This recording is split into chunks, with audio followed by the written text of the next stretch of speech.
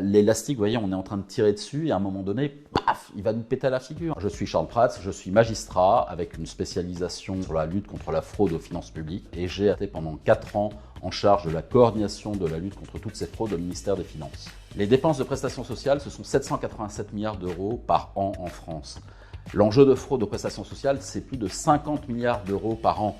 Imaginez tout ce qu'on aurait pu faire avec 50 milliards d'euros par an depuis toutes ces années, pour l'hôpital, pour l'éducation, pour l'armée, pour la police. Imaginez ce qu'on pourrait faire demain si on récupérait ces 50 milliards d'euros de fraude aux prestations sociales, si les voleurs arrêtaient de nous les voler.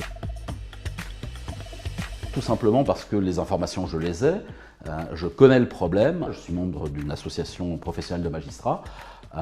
Notre rôle, c'est aussi de lancer l'alerte. Nous avions saisi notamment le procureur national financier et il l'a classé sans suite, il n'a pas voulu poursuivre. À un moment donné, il faut expliquer au public les choses, il faut expliquer aux citoyens les choses. Et après, chacun se fait son idée, on s'en a mais conscience, avec les éléments qui lui sont apportés. C'est ce problème d'immatriculation. Ce sont ces millions de personnes qui ne sont pas censées exister sur le territoire, mais qui pourtant sont inscrites à la sécurité sociale et qui vont bénéficier des allocations familiales, du RSA, des allocations d'adultes handicapés, du minimum vieillesse, de l'assurance maladie, bref, de toutes les prestations sociales que la France offre. Et pourtant, ces gens-là, normalement, ils ne sont pas censés être là, mais ils passent à la banque tous les mois. Comment arrivons-nous à savoir que nous avons au moins 5 millions de fantômes gloutons qui viennent nous voler des prestations sociales? C'est très simple, un enfant de CM1 le comprendrait. Nous sommes 67 millions d'habitants en France. Savez-vous combien il y a de gens qui perçoivent des prestations sociales, qui sont bénéficiaires? 73 700 000 en 2020.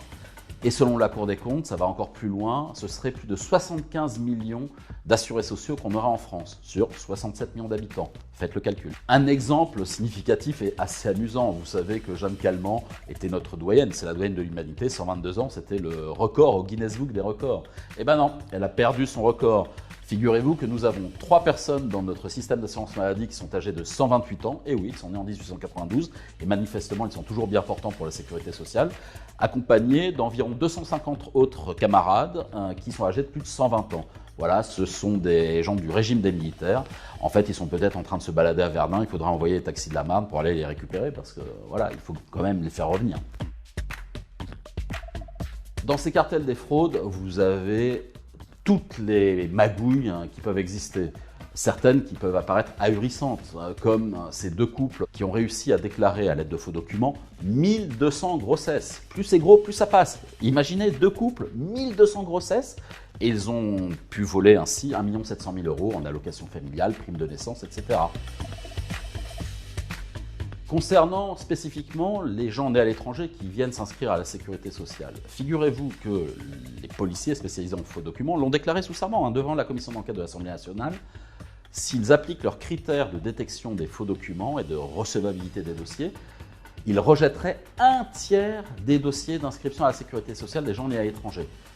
Il y en a 21 millions en stock, ça voudrait dire qu'il y en aurait 7 millions à sortir du système, dont aujourd'hui 4 millions qui perçoivent réellement des prestations sociales. Imaginez le nombre de dizaines de milliards d'euros que cela représente chaque année. Globalement, la culture de la lutte contre la fraude n'est pas inhérente aux organismes de protection sociale. Leur métier, c'est de verser des prestations, de s'occuper des gens, ce qu'ils font très bien. Mais chasser les bandits, traquer les fraudeurs, c'est un autre métier. Et c'est pour cela qu'il faudrait changer de paradigme et créer une agence d'État spécialisée en la matière, ce que j'appelle un FBI de lutte contre la fraude sociale, pour que ce soit des gens vraiment dont c'est le métier, qui s'occupent spécifiquement et uniquement de cela, avec toutes les compétences, y compris celle de suspendre les prestations, voire de les annuler, pour que les fraudeurs soient réellement sanctionnés.